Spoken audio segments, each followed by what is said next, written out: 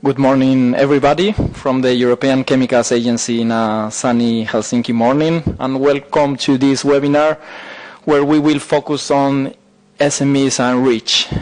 We hope you find the topic as interesting as we do, and that you inform two other colleagues of yours in case you think it would be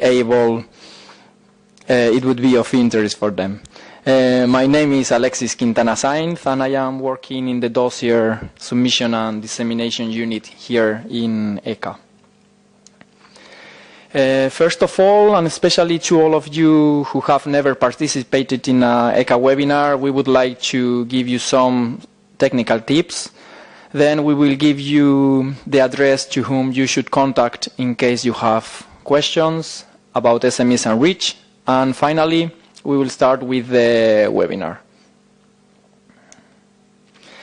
The audio for the event will be available directly through the Event Center tool. Make sure that the sound is enabled in your computer, and for optimal sound quality, we recommend to use headphones. As attendees join the event, they will be connected to the audio broadcast. The audio broadcasting panel where you can control the volume opens automatically, so you don't need to do anything else than control the volume to the desired level. In case you are not connected to the audio broadcast, you can connect to it by selecting Communicate from the top menu, and then by choosing Join Audio Broadcast. In the webinar, we will not answer the questions you might have, so in case you have some, you have your national REACH and CLP help desk as your first point of contact. They can be found in the first link of this slide. And of course, you can contact the ECHA help desk by filling the form on the ECHA website. Now the schedule for today is the following. After this short introduction, my colleague Henry Alatalo will give you the definition of SME and the benefits of SMEs under REACH.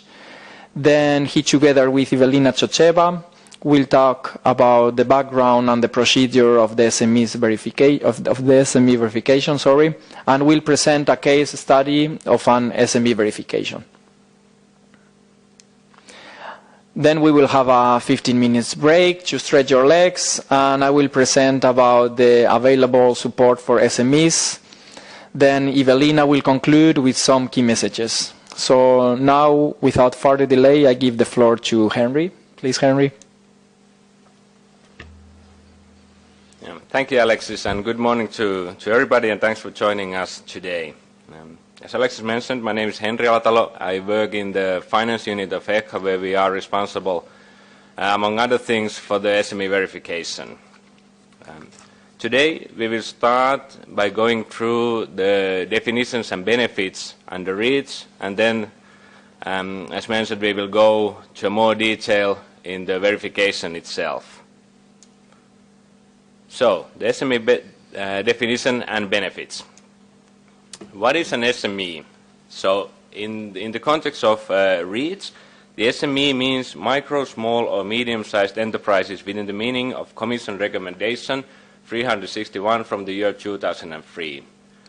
The Commission Recommendation is published in the official journal of the European Union, but I think in your case the easiest way to find it is go to the ECHA webpage, and there under the support for SMEs you can find a link to this recommendation. In the recommendation there are 3 different categories for SMEs, so I will briefly go through them, explaining you the differences between them, and this should make the follow-up of the presentation a bit more easier. So the first thing, the SMEs in general, they are companies that employ fewer than 250 people and which have an annual turnover not exceeding 50 million and or a balance sheet total not exceeding 43 million. So this means that either the turnover or the balance sheet has to be below the threshold, but not necessarily both, in order to qualify for an SME. The next there's a category of small enterprises that are companies that employ fewer than 50 persons and that have a turnover or the balance sheet total not exceeding 10 million.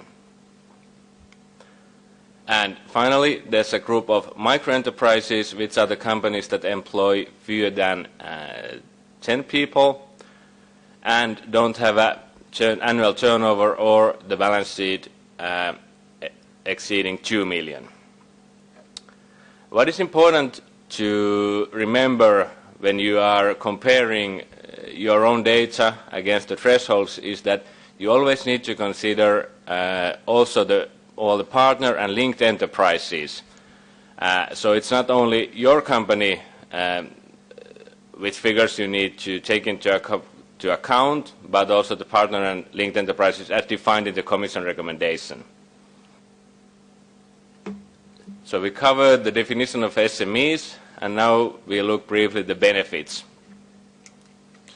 So both under the REACH and CLP regulations, the SMEs benefit from reduced fees. The scale of the charges and fees payable is defined in the fee regulation. It's the regulation 340 from 2008, and the reduction can be quite significant, and it can be up to 90%. Then, let's say, we go to a section, how does it work, but this is more kind of a set of practical tips for you when you need to take into account when assessing your company's size. So the first thing, as mentioned, is to get familiar with the provisions of the Commission recommendation. Like I said, here we give you an overview of the things, but the recommendation is let's say, the sole source where you need to refer when you actually make the analysis. So be really aware that you go to the ECHA web page or from the official journal, you check this as it's defined here. The next step is to collect all the documents and the information that you need to establish your company's size. And once you have made the assessment, at the time of your submission, you need to declare your size correctly. And this goes for each submission. Remember that ECHA does not verify the information at this stage, but at any time, ECHA can contact you asking for the evidence and supporting documents to justify the claimed fee reduction.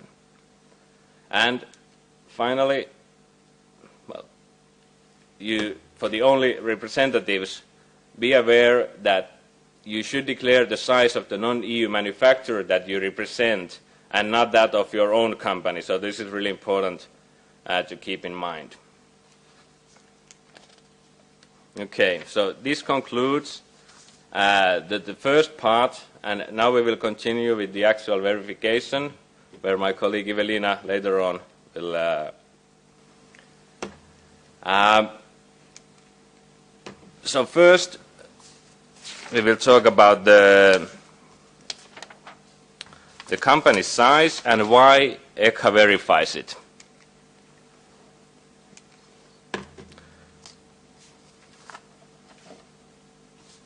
In order to make sure that all the companies are treated equally and also to support the fair competition, it is important to make sure that only the true SMEs benefit from these reductions, and that's why ECHA verifies the company size declared by the enterprises at the time of the submission.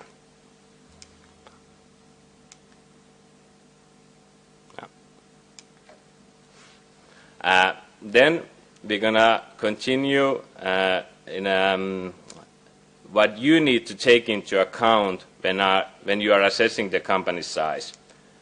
The starting point always is the ownership structure at the time of each submission.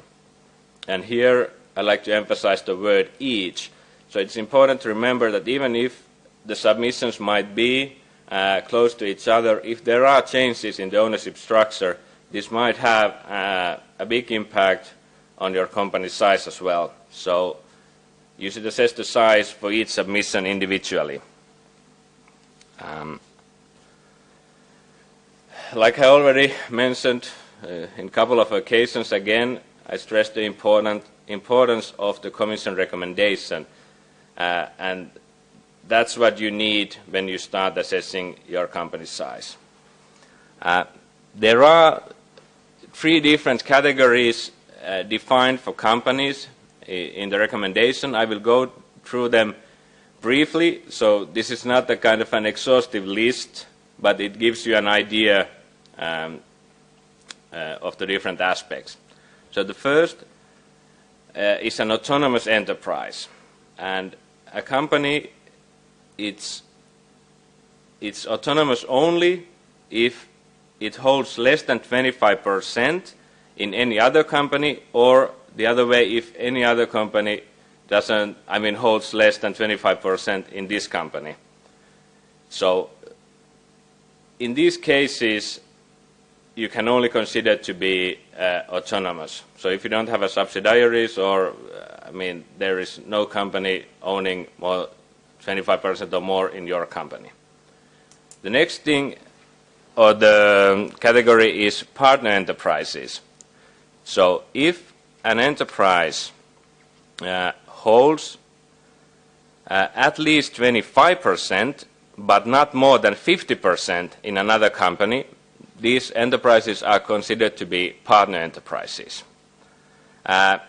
Also remember that this is also spelled out in the recommendation, but it can be either solely or jointly with one or more linked enterprises.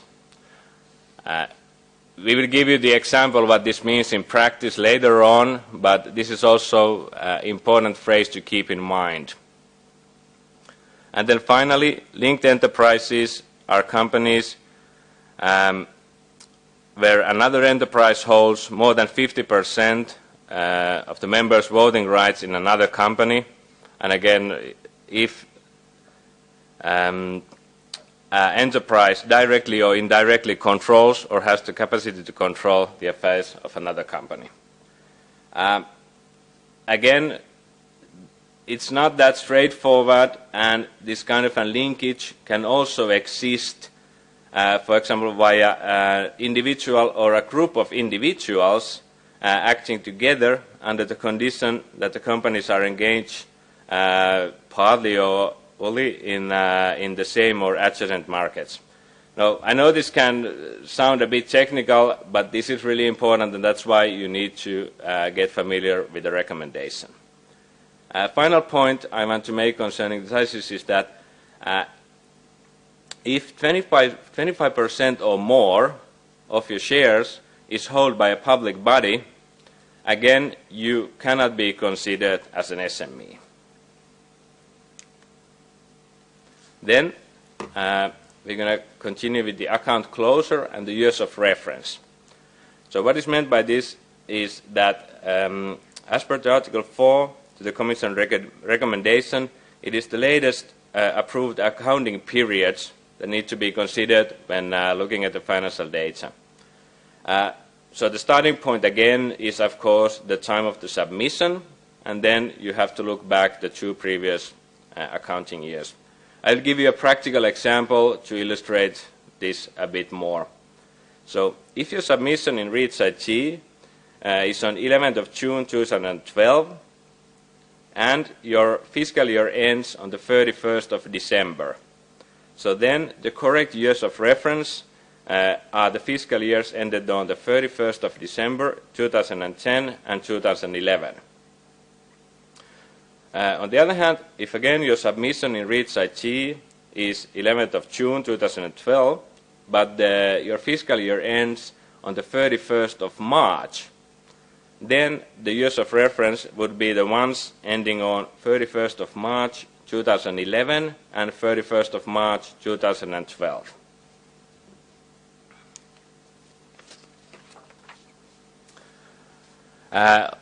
Then we're going to continue with the head count. The head count, as you can also see from the slide, is measured in the annual working units. In general, the headcount could be seen as a kind of a main criterion when you determine the size, because it is the factor that can solely turn your size category, within the meaning that regardless of your financial data, for example, if the headcount exceeds the 250 persons, you cannot be considered as an SME. Another important thing here is that, again, it's not only the headcount of your own company, but also that of all the partner and linked enterprises, if they are to be taken into account. I also want to talk briefly about the concept of annual working units.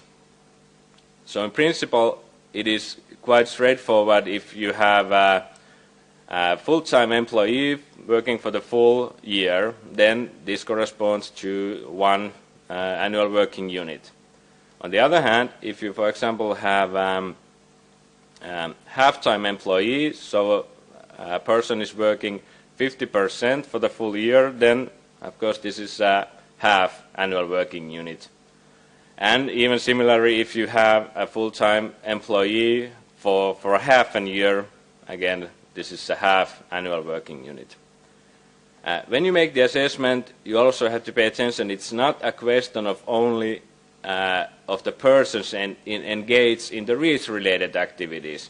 No, it's irrelevant in which tasks are performed by the staff.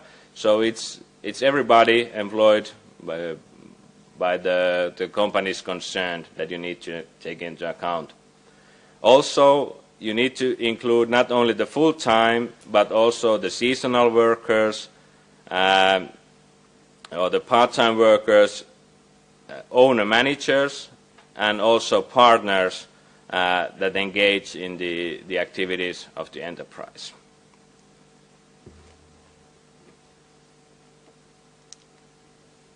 Okay, and then finally, the financial information should be taken from the audited financial accounts or the consolidated financial accounts if applicable. So if either your company is preparing consolidated accounts or you are included in the consolidation of another company, this is where you need to take the data.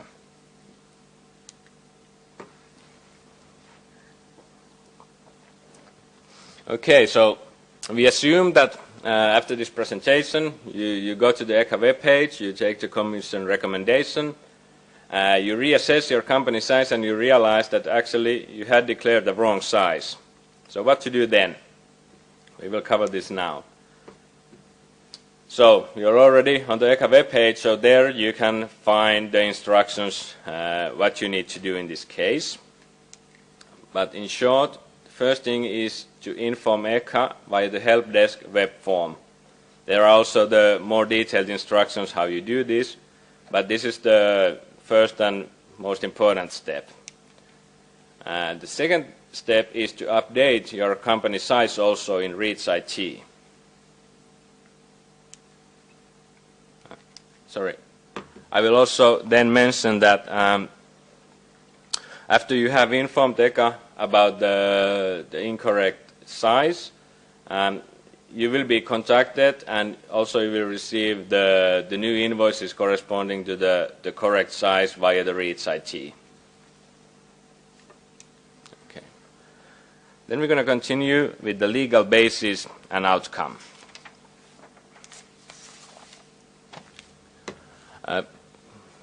Well, you can read it on the slide, but I will just quote briefly that in the Article 13(3) of the fee regulation states that the agency may request at any time evidence that the conditions for a reduction of fees or charges or for a fee waiver apply. So in practice what this means is that when ECHA initiates the verification procedure, you will receive a request for the documents.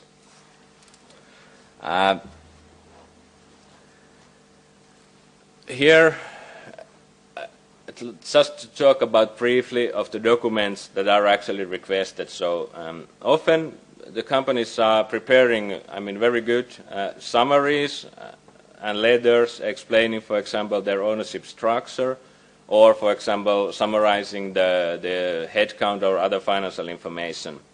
And even if this is very helpful, at this stage, it's not really what is requested from the companies, because already at the time of the submission, the companies made this declaration of their size, and at the time of the verification, it is the actual documentary evidence that is requested. And so, therefore, we cannot just rely on a kind of a self-declaration anymore. Once you have submitted the documents, ECHA will perform an analysis and verification, and of course, at this stage also, if need be, you might be contacted to provide additional information or clarification on some of the aspects of your company size or the information you have provided before. And then, once the verification has been concluded, ECHA will communicate you the results respectively. Okay. And then we're going to go over the outcome of the verification. So, of course, if the verification confirms the size you have declared previously or at the time of the submission, there will be no supplementary invoices. On the other hand, if it's concluded that actually you had benefited from reduced fees, but this, let's say you didn't have the right for it as the company size verified is larger, you will be issued a top-up invoice together with the administrative charge invoices. And the top-up invoice will be the difference between the fee that you were supposed to pay according to your company size and the fee you had paid earlier. Also note that in case you are not able to provide sufficient documentary evidence, this will also lead to the conclusion that you are not actually entitled to the fee reduction, and you will receive the top-up invoices and the administrative charge. And then finally, also note that ECHA provides you the possibility to correct your size if you may reassess and come to the conclusion that you made a mistake earlier. You can rectify this, but pay attention that once the verification procedure has been initiated and ECHA contacts you, after this, the administrative charge cannot be avoided anymore. Okay, so this concludes my part, so I want to thank you, and now I will pass the mic to my colleague Evelina, who will guide you through the case studies. Good morning. My name is Evelina, and I'm working within the finance department of ECHA, and part of the activities of this department is the SME verification of the companies registered under REACH IT.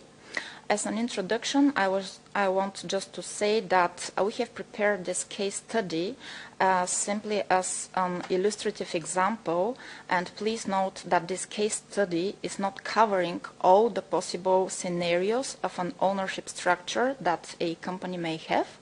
But in any case, we are hoping that it will be very helpful and useful to have an idea how exactly to start and to finish with a correct assessment of your company size.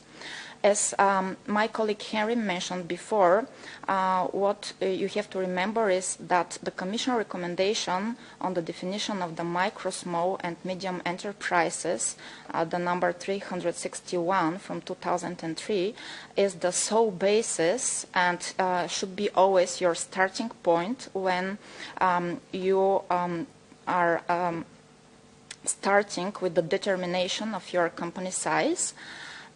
So please, prior the declaration of your company size, always refer to this recommendation. So what we have in the case study, we have an enterprise A, which is our registrant in REACH IT. So the first question which each company has to ask itself is this company autonomous? So if we go back to the recommendation is saying that a company is autonomous only in cases if it's not considered as a partner or linked enterprise. I know that it may sound a bit confusing, but actually this is exactly the case. So what we have to do in order to understand actually if our company is a partner or linked enterprise, then we have to see actually what is the ownership structure of enterprise A in this case. Some companies very often think about the ownership structure only relating it with their direct shareholders. So this is very important to remember that the company ownership structure includes not only the direct shareholders of a company, but it is including as well the participations in the capital or voting rights that a company may have in other enterprises, and it is including not only direct linkages, which means only your direct shareholders or direct participations, but as well your relationships that you may have through other linked or partner enterprises of yours.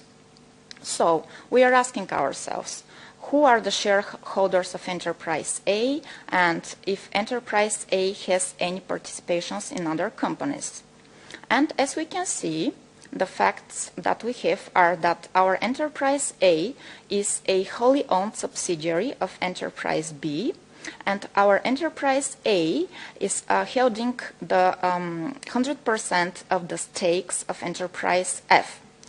This means automatically that our enterprise A is to be considered as linked to enterprise B and as linked to enterprise F as per Article 3.3 of the recommendation.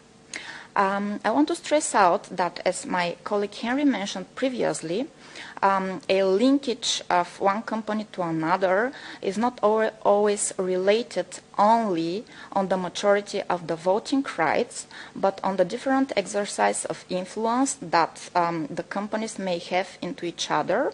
But for more details, please consult the recommendation. So in this case, we know that enterprise A is directly linked to enterprises B and F. The question is, what next? Is this necessary? Do I have all the information required? Actually, no, it's not enough, because, as I said, the different kind of relationships within the companies may be found not only in their direct linkages downstream and upstream, but as well through indirect links that a company may have. So the next question should be, who are the shareholders of enterprise B, and if enterprise F has participations in other companies? Let's see what the answer is. We see that enterprise B has 3 shareholders. 2 of them, enterprises C and D, are holding 18% each in the stakes of enterprise B, and we see as well that the majority, or 64% of the stakes of enterprise B, are held by a natural person. Let's call this person Mr. John Doe. So we know that B has 3 shareholders, and we see that none of these shareholders is exceeding the 25%. We see as well that enterprise F is not having any other participations. So from the downstream side, we know that we have everything in order to assess the company size of A. But what about the upstream side? As I said, on the first side, it may look that this is everything simply because none of the shareholders of B is exceeding the 25% of stakes in B. However, as per Article 3.2 of the recommendation, which is describing the partner enterprise, it is stating that an enterprise is considered to be a partner enterprise if it's holding individually or jointly through other linked enterprises 25 or more % in the stakes of the enterprise in question, and of course not more than 50%. So the right question here will be, are enterprises C and D linked enterprise? And in order to answer this question, we have to know who are the shareholders of these two enterprises. And here is the answer. We see that enterprise E is holding 100% of the shares of enterprise C. We know as well that 85% of the stakes of enterprise D are held by enterprise E. This means that enterprises C, E, and D are linked enterprises within the meaning of Article 3 of the recommendation, and therefore these three enterprises, as a group of linked enterprises, they are holding 36% in total of the stakes of enterprise B. And here is the hidden advice. Even if enterprise B look autonomous in the beginning, actually it is to be considered as a partner enterprise to enterprises C, E, and D, which are holding 36% of its shares in total. And since enterprise B is linked to enterprise A, this will mean automatically that our enterprise A is to be considered as a partner enterprise of enterprises C, E, and D. Before to give you the calculation, the right formula of the calculations of the data of enterprise A, I would like just to mention the natural person, the role of the natural person, Mr. John Doe, as well. As I said, this example is not covering all the possible scenarios, but in order to be sure that the enterprises that we see at this graphic are everything that we need in order to determine correctly the size of enterprise A, the last question that we have to ask ourselves is if the natural person, Mr. John Doe, if this natural person is owing the majority of the voting rights or shares, or if this person has any other of the linkages specified in Article 3.3 of the recommendation with other enterprises, either individually or acting as with a group of natural persons. So if in this case our Mr. John Doe is owing 100% of the shares of enterprise G, let's say, and if this enterprise G is operating in its activity or in a part of its activity at the same or adjacent markets as enterprise B, then enterprises B and G would be considered as linked enterprise, and of course enterprise G would be included in the determination of enterprise A. So therefore, please do not underestimate the relationships that companies may have through the natural persons owning their shares. So as promised, at the end, I will give you the calculation, the right formula to calculate or to establish the data of enterprise A correctly. So we have to take 100% of the headcount, balance sheet total, and turnover of enterprises A, F, and B, and we have to take 36% of the headcount, turnover, and balance sheet total of enterprises C, D, and E in order to establish correctly the data of enterprise A. Here, what it's good to be mentioned is that I will just go back to the ownership structure in a graphic way. It is much better to understand. So here, if enterprise A turned out to be a large group owing a lot of other companies as well, this will change for sure the size of our enterprise A. Let's assume that enterprise E has in total, in its consolidated financial accounts, it has in total of 5,000 employees. Automatically 36% of these 5,000 are more than the 250 persons of threshold, and therefore enterprise A will be assessed as a non-SME. That's why, even if it may sound a bit complicated, it's always good to go back to the recommendation, to take an additional moment and to follow the explanations of the guide, even to the recommendation, which can be found at ECHA's webpage. You can use the tools that are provided on our website, which I will be describing later on, before to click the button to declare your company size at the time of your submission in REACH IT. Actually, it's a good moment, once again, to stress out that the ownership structure at the time of the submission is the ownership structure which matters.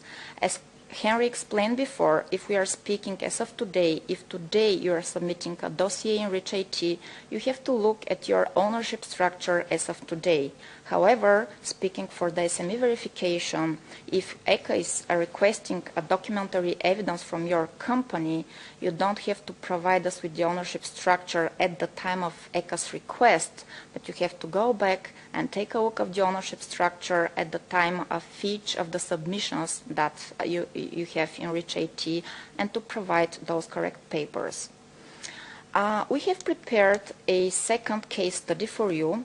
I will not go into the details of this example because, as you can see, it's a very complicated and complex example which is covering a lot more scenarios, but we are inviting you after the presentation or later on, when you have a moment, to go back to this case study to explore the different relationships described in this example, so that you have even better understanding on how to correctly assess your company size, and so that you will not have any negative surprises after a verification initiated by ECHA.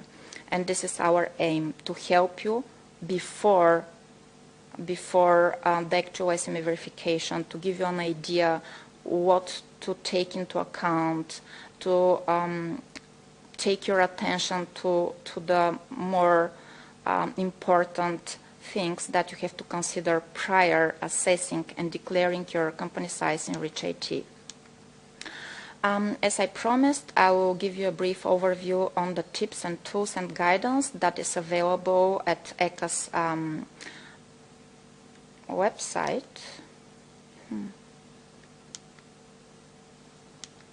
I'm missing the tips and the guidance. I'm sorry about that, but I can assure you that in the final part of the conclusion part, you're going to be able to see all the links to the documents that you can refer to. So now I would like to summarize the key messages from the presentation of Henry and myself. And the first one is to always consult the finance, accounting, or legal department before declaring the company size in REACH IT. I'm assuming that very often the the submissions in REACH IT are done physically by a scientific person who is more into the technical details of the substances and stuff like that, more than in the financial field. So in order for this person to be sure that he is not declaring a wrong company size, please consult the finance or accounting or legal department of the company you're working for or you're representing. As I mentioned before, extra attention to the linked and partner companies should be done.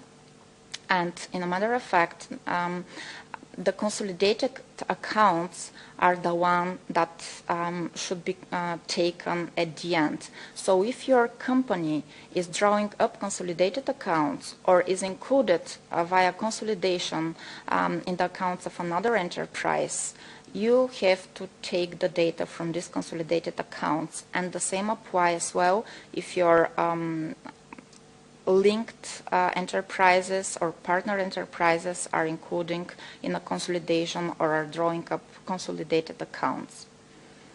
The next important message is to be prepared to provide the correct supporting documents at ECHA's request. As Henry mentioned earlier, we have companies that are preparing really nice letters, and they're very helpful. They're really helpful for us to understand your ownership structure and to see from the first sight your balance sheet total, turnover, and headcount. But unfortunately, we cannot rely on those declarations, and we need the actual papers, the actual documents supporting the information provided in those letters or self-declarations.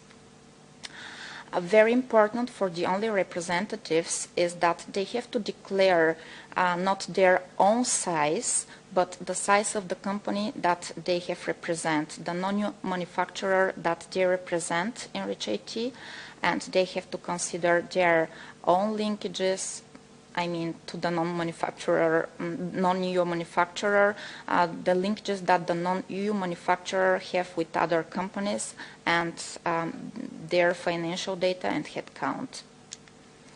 The next important message is that it's always good to keep the company size updated in REACH IT.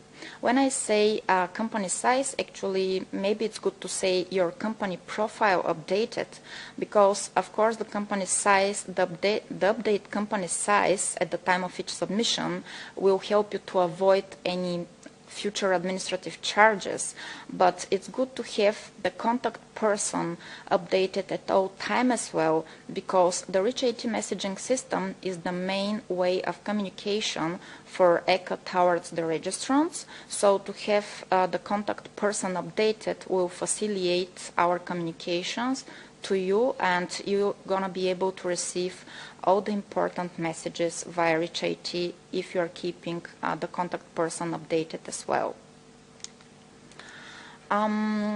As Henry said before, if after the SME verification it turns out that your company size was wrongly declared in the beginning, of course you're going to receive supplementary top-up and administrative fee invoices.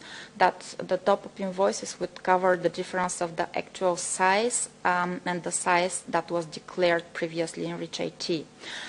It's important to know that the non-payment of invoices will have severe legal consequences, including revocation of the registration in REACH IT. Therefore, it's important for you to pay the invoices resulting of the SME verification process. The next key message is that, of course, mistake happens, and everyone can make a mistake. And ECHA is willing to give you a chance to fix this mistake. So please remember that it is possible to avoid the administrative charge, but it's possible only in case if you're informing ECHA about a mistake in the company size, in your company size, or the one that you represent as only a representative, but only prior the start of the SME verification procedure. So in order to avoid the administrative charge, please go back to ECHA's website and inform ECHA via filling a help desk web form in which you are specifying the submissions which would be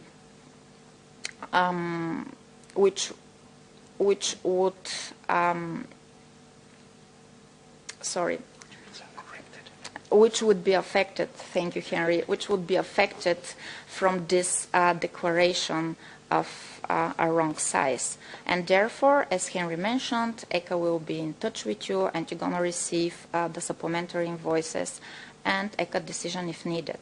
Here is a good moment to mention that in case where you are informing ECA about mistake of a company size within the SME parameter, or in practice this means that if you initially have declared your size as micro and you have realized that actually your size is a medium size, in those cases ECA still has to perform a verification of the updated SME size of your company. So in those cases, if you have informed ECA that your new size is still within the SME parameters, be prepared to receive a request from ECA asking for documentary evidence of this updated SME size category of your company.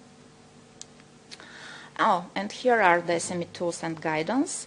So as we mentioned in the beginning, the Commission recommendation with respect to the company size is always the starting point for you. It can be found easily on the SME page on ECA website. There you can find as well an electronic SME test, a tool which will help you to see the result of after entering all the links and partner enterprises with their headcount and financial data. But just to let you know, be informed that in order to use the electronic SME test, you still have to be familiar with the recommendation. Otherwise, it would be difficult for you to use the tool without being informed about the different type of relationships that your company may have. You can find as well short link to the news awards on the SME verification page on ECA website. And in this news awards, ECA is trying to keep the SMEs informed about the important things related to the SME status verification, and not only, but to everything which is related to the correct declaration of the company size category. Very useful link is the one to the user guide to the new SME definition, which is the definition as per the Commission recommendation, which I touched base before. So it's important for you to take a look of the guide as well. There you can find as well some practical examples and case studies that would be helpful for you to understand better how to correctly determine the company size that your company or the company you represent has. Of course, you can find there a link of the Commission regulation number 340, which is the so-called fee regulation, which is describing the fees that the companies are paying under REACH, and that there you can see the benefits in numbers that your company may have if they declare themselves as a SME under REACH. And the last link is for the management board decision, which actually is describing the administrative fee, which I know that is nothing that you would like to have at the end. Everyone wants to escape the admin fee, so that's why please, after this presentation, take a moment, take a look of the recommendation, take a look of the SME page on the ECA website, which is giving you step-by-step guidance on how to correctly assess your size. And if you find a mistake, please go back to ECA help desk and simply inform us. I think that this was the last slide of this presentation. After that, now actually we're going to have a 15 minutes break, and after which we're going to be back here with my colleague Alexis, which will give you some important tips for the SMEs and the available guidance and support that the SMEs can find on ECA's website and that ECA is providing to the SMEs in general. Thank you, and see you in 15 minutes. Welcome back to the webinar, everybody. I hope you found the first part of the webinar useful, especially at least for me that I'm not used to work with this financial information. I always find very interesting to enter in Evelina room and see all these charts on the wall. In the first part, my colleagues focus in the SME verification process. So in case you are not familiar, as me, with the financial terms used by them, so please show the recorded webinar to your relevant finance colleagues as soon as it will be available in the ECA website. We think it will be available at the end of this week. This presentation will be focused in giving some practical tips for SMEs. Firstly, some tips about how to start the process of your registration. Then some high-level ideas about building your dossier in Euclid. Also some important information on how to find your registered company size in REACH IT. And to wrap up the presentation, I will give some key ideas. I will talk a little bit about some technical details as well. But don't hang up when you start hearing this. Keep on following because it's just going to be only for 2 to 3 slides, especially when talking about Euclid. Some of you might have never registered any substance in REACH IT, and probably you don't know how to get started. So this is the first part of the presentation. Depending on the amount of substance that you produce annually, there are different registration deadlines as shown in this graph. The first one was already in 30th November 2010. This was for substances manufactured or imported about 1,000 tons per year or with certain hazardous properties. The second one is in less than 1 year. It's in 31st of May 2013. And this is for tonnages above 100 tons. And the last one will be in 2018, 30th of May, so 5 years after the second deadline. And this is for substances above 1 ton. So, if you want to register a substance in REACH IT, it's important to have in mind that you are not alone. So companies registering the same substance have to do the registration jointly. So that is why the first question you have to answer is my substance already registered by other company? If the answer is yes, then contact the lead registrant to verify the substance sameness, make the CIF agreement, and obtain your REACH IT member token to join the joint submission. If you are not already registered, if your substance is not yet registered, then you should contact the pre-CIF to get in touch with other potential registrants. You can find information about if there is a lead registrant for your substance on the ECA website. So there, in the ECA website, you can see whether a lead registrant has made himself known to ECA, whether a registration has been submitted by the same lead or by another company, and whether a registration has been submitted by the lead of the joint submission. Now some tips about how to build your dossier in Euclid. As said before, you will have to be part of a joint submission and therefore share data before submitting your dossier. The joint submission consists of the lead dossier submitted by the lead and the member dossier that are the member dossiers, that are submitted by each and every member of the SIF. Bear in mind that the substance identifiers used by the lead and the members have to be exactly the same.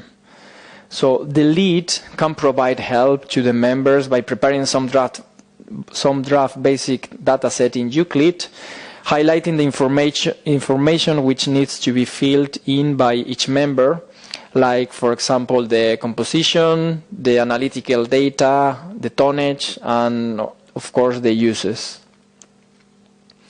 In this slide, it is compared the information that is provided by the lead and by other members in Euclid. So here we start a little bit with the technical part.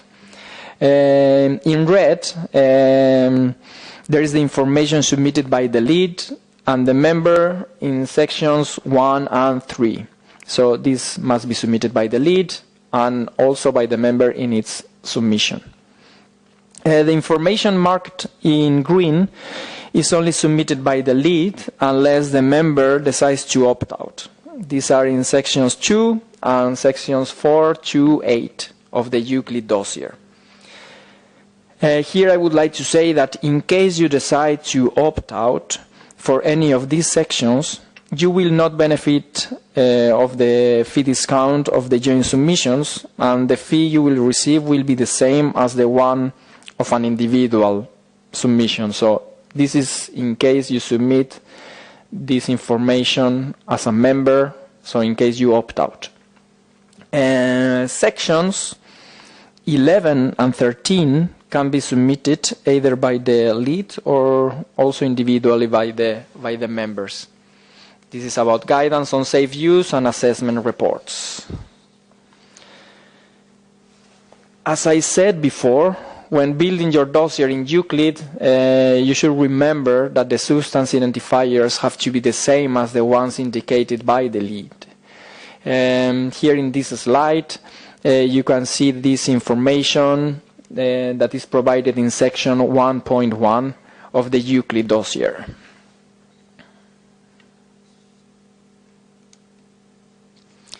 So each company has to give the composition analytical data of the substance as they are company specific. This should be in sections 1.2 for the composition and 1.4 for the analytical information.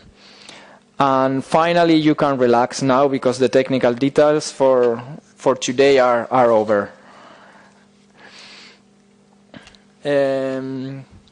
Before you submit your dossier via REACH-IT, remember to use the following tools that are provided by ECA. The TCC tool, use it to have your dossier ready, and the fee calculation plugin to have an idea of the fee that you will receive, that it will be created for your dossier. And finally, the dissemination tool to know the parts of your dossier that will be disseminated by ECA on a later stage.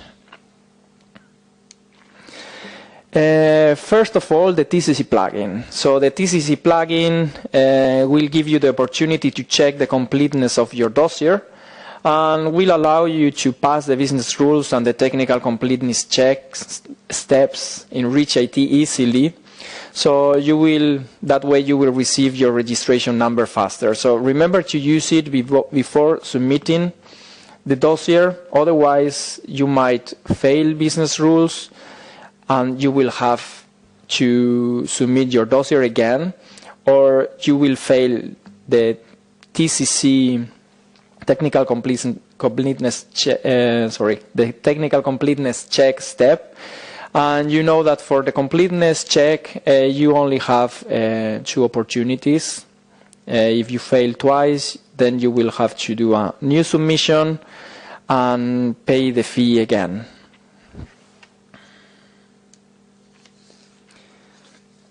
Don't forget to use the fee calculation plugin.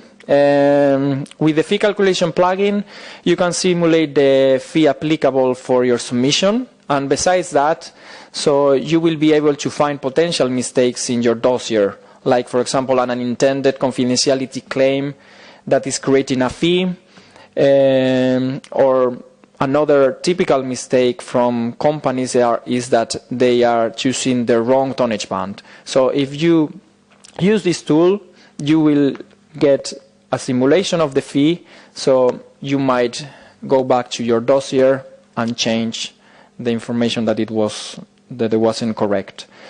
Here I would like to say that this is just a simulation. So the fee from the invoice that will be issued by ECA is the one considered to be the only one valid. Once you're done with the preparation of your dossier in Euclid, then you will go to the next step. So you're submitting it into REACH IT. It's necessary that the lead provides enough information to the members to join the joint submission. This information is basically the name of the joint submission and also the security token. The submission of the member, once the member has joined the joint submission, has to be after the lead dossier has been accepted in REACH IT. So in any case, it should be before the relevant registration deadline. For the next one is before 31st of March 2013. And for these dossiers affected by the next deadline, it's recommended that the lead dossier is submitted during the first quarter of 2013. So in this way, the lead will leave enough time to the member to submit their own dossiers. So if you're a lead, please try to submit your dossier before the first quarter in 2013. Once you have submitted your dossier, there are some important steps that should be monitored in REACH IT. You will receive messages in your REACH IT message box informing you if your dossier has been accepted for processing, if you have received an invoice that needs to be paid. You will get information of the result of your completeness checks, and finally your registration number.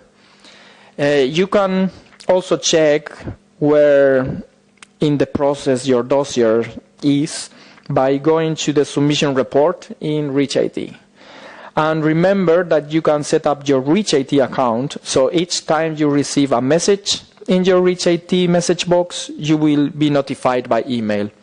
This is important to do in case ECA wants to contact you, and then if a message is sent via REACH IT, you receive a message in an email, and then you can log in REACH IT and check what ECA wanted to ask you or tell you.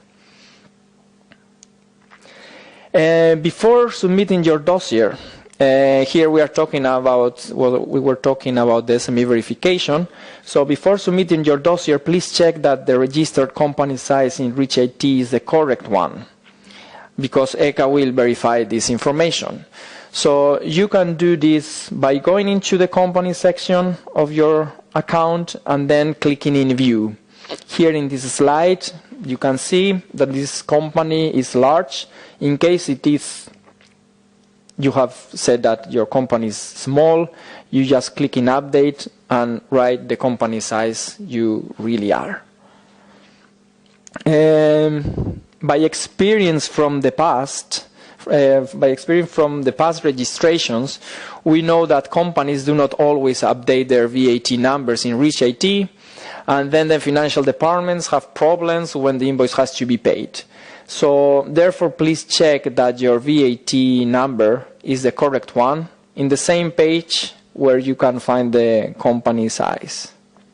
In case it's not the correct one, in case you have changed, your company has changed the VAT number, click in Update, write the correct one, and then you're ready to submit.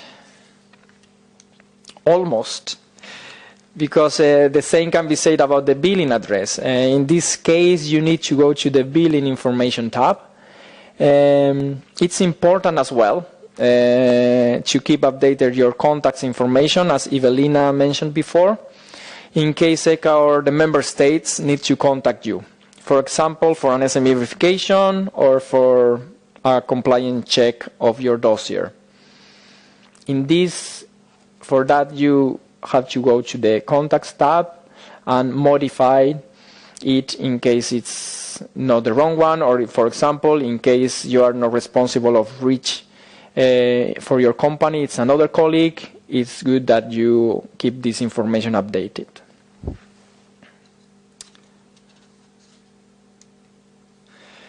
So to wrap up this presentation, I would like to give some key ideas that we think are worthwhile repeating.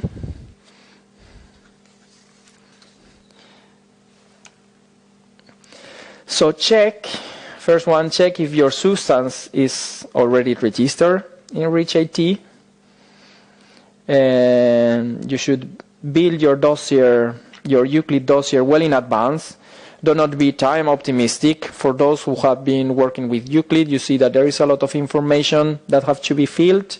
Sometimes it's not that easy to collect this information, so please don't be time optimistic about this. Also use the tools provided by ECA, the fee calculation plugin, the TCC tool, the dissemination tool, that will make the process of your registration faster.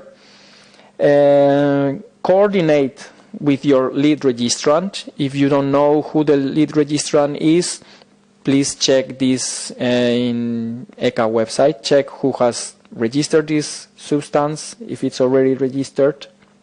And also, remember to check the ECA 2013 dedicating page at the address below. In the slide, where you will find information on tips to prepare your registration, links to key documents, IT tools, and of course the SME support page, among others. And to conclude, just before you submit your dossier in REACH IT, these 5 last-minute check before doing it. Check that your tonnage band is the current one in your dossier. You do this in Euclid. Run the TCT tool and the fee calculation plugin. Check the company size, your company size in REACH IT, your VAT number, and the billing address. These 6 things will for sure facilitate the process of your dossier. And I hope you found this presentation useful. Don't hesitate to contact your national CLP and REACH help desk or the ECA help desk in case you have questions. And of course, good luck with your registration. You might think that it's a lot of time until the next deadline. It's almost 1 year. But as I said before, don't be too time optimistic. Now Evelina will take you through the conclusions. So thank you very much. Evelina, please. The time is flying, so it's my turn again to actually give you the final conclusions and key messages once again from today's webinar. The first one, and it may be annoying for you, but it's really to get familiar with the provisions of the Commission Recommendation 361 from year 2003 on the definition of micro, small and medium enterprises, or at least you are not feeling comfortable to get familiar with those provisions because it's not in your field of expertise. Please consult someone who actually is more aware and informed about the Commission recommendation and the linkages that your company may have. The second one is to assess and declare your size correctly at the time of each submission. As we said before, what it matters is for the ownership structure is the time of the dossier submission in REACH AT. And based on that, just think that you may have ownership changes even within the same calendar year or in different years, and it's not only the ownership changes that may lead to a change of your company size, but your company just may grow economically or may go downwards. So it's very important that you assess and declare your size correctly at the time of each submission. Something that we didn't cover but we want you to be aware of is that the applications for authorization will also be subject to SME verification, and more details on the process will be communicated at a later stage. As we said before, mistakes happen. You have to remember that no administrative charge will be due in case ECHA is informed about a rectification of the company size prior to the start of the SME verification procedure by the agency. This is more related to Alexis' presentation. So always check if your substance is already registered. This is the first thing to do. Then please use the tools provided by ECHA. Start preparing your dossier already and do not wait until the last moment when the deadline is approaching, just because the dossier submission is a complex process and it is requiring a lot more information and documents, so please prepare yourself well in advance. We are always referring to the support. ECHA is really willing to support the registrants, the downstream users, and everyone which is affected by the REACH regulation. So please use all the support available at ECHA's website. We have already mentioned the Commission recommendation, the electronic SME test that the company may use to have an idea how to correctly assess their company size, or at least what details they have to look into. The news alerts, not only on the SME status verification, but the news alerts that ECHA is preparing for its users that are containing very often very useful information. You can always consult the user guide, which is related to the recommendation, which is giving you an idea of the text of the recommendation and what is exactly meant by that, because sometimes the terminology may be too complicated to you. So please use all the tools that ECHA is providing to its web page. As we have already mentioned, we have a step-by-step guide as well on the SME page on ECHA website, which you can follow and use before to declare your company size in REACH AT. For your reference, you have the links to some of the legislations that we are referring to very often. It is one of them, it's the Commission regulation number 340, which is the fee regulation, where you can find more details about the fees paid on the REACH. Another paper important is the Management Board decision on giving details on the administrative charges and in which cases they are applied. A very important page with respect to the forthcoming deadline at the end of May 2013 is the ECHA 2013 dedicated page for SMEs. And of course, please always use the frequently asked questions on the support section on ECHA website. They are done for you, for your use, and to facilitate your work and your dossier submission in REACH AT. As said before, more help is on the way, and there are some new events that are forthcoming that may be interested, especially for the registrants, and not only for them, but for everyone who is interested. So the first one is dissemination and confidentiality claims, which will happen on the 6th of September. this year. There will be a webinar for the general principles of dossier submission on the 19th of October 2012.